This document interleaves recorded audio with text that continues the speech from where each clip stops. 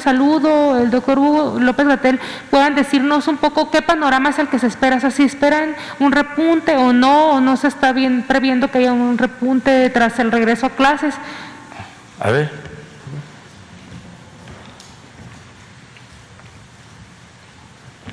Permiso, presidente.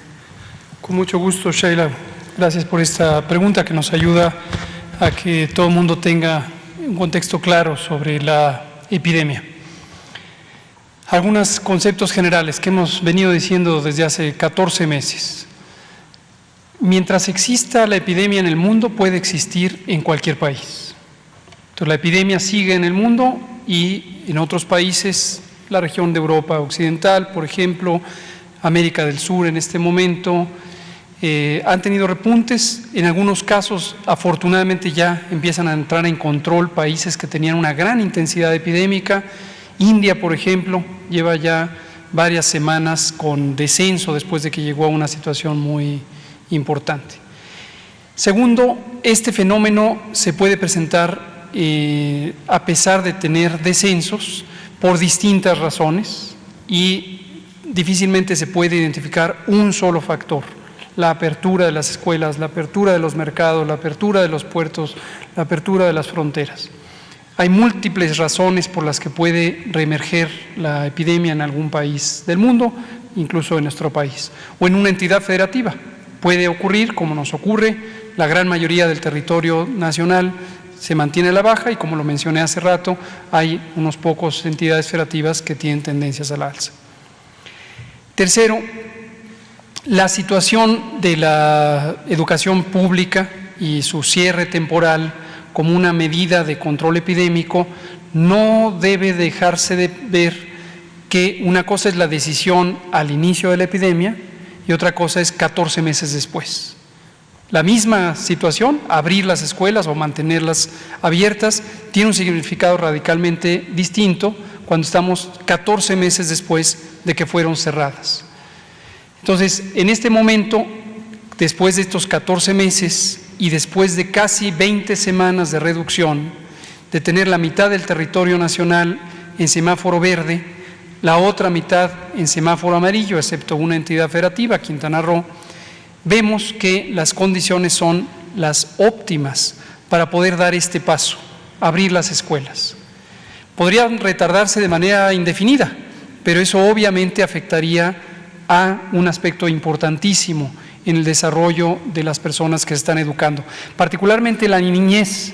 Decíamos hace algunos meses, no es lo mismo un año de vida o de experiencia educativa para una persona adulta que para una persona niña, para un niño o niña.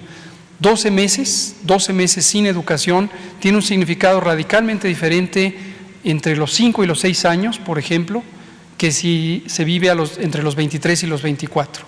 No es solamente el contenido educativo, es el desarrollo neurológico, psicológico, emocional.